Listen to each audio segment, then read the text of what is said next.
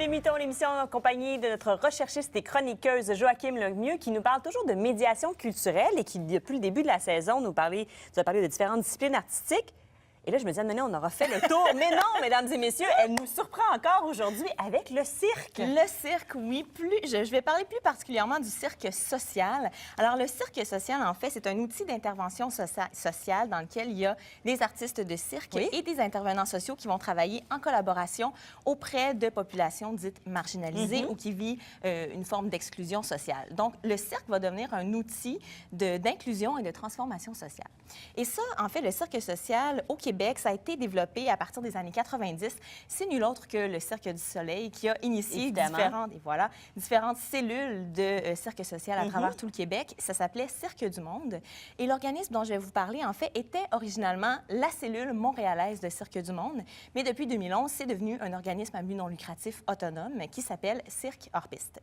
Et là, Cirque Hors-Piste va travailler particulièrement avec les jeunes de 15 à 30 ans qui ont des parcours de vie très variés. Donc, on parle de jeunes qui sont en situation de précarité, qui peuvent être en situation d'itinérance ou à risque de l'être, qui peuvent avoir des problèmes de consommation.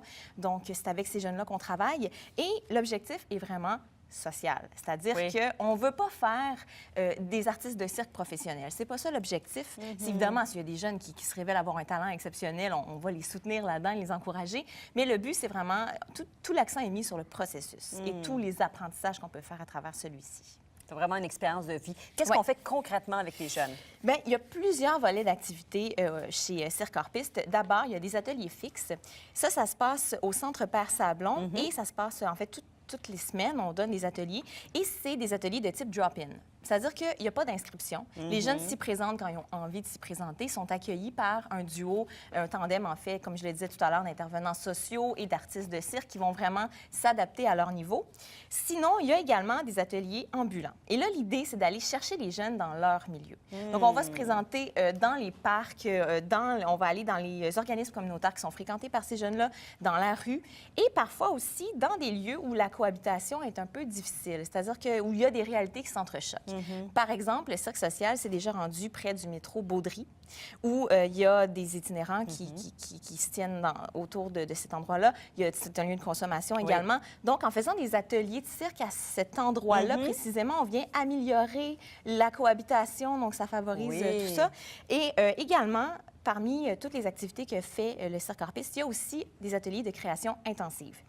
Et là, ça demande un processus d'engagement. En fait, ça demande de l'engagement supplémentaire de la part des participants parce que là, il y a d'abord un processus de sélection et il y a une allocation qui est remise également aux participants.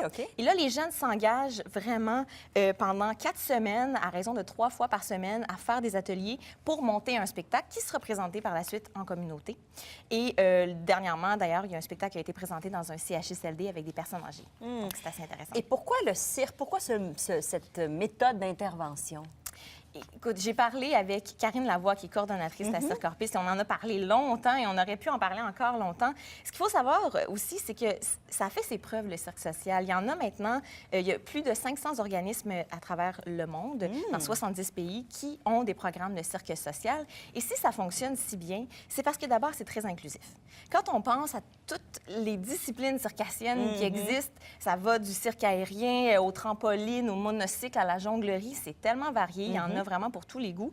Et s'ajoute à ça également toutes les disciplines artistiques reliées au spectacle. Confection de costumes, décors, musique. Donc vraiment, là, il y a moyen d'y trouver son compte à travers tout ça. Et j'imagine aussi, je t'interromps, mais j'imagine aussi que pour ces jeunes-là qui sont vulnérables, c'est d'être dans leur corps aussi, hein, d'une certaine façon, de retrouver possession de leur corps, de le vivre de façon différente. Effectivement. Retrouver l'estime de soi. Donc tout ça qui peut venir aussi en ligne de compte. La concentration, la motricité, effectivement. Et c'est pas des disciplines d'école. Donc s'ils n'étaient pas bons à l'école, ça ne veut pas dire qu'ils ne seront pas bons au cirque aussi. C'est ça. C'est une autre façon de se valoriser, de trouver quelque chose qui nous accroche, en fait.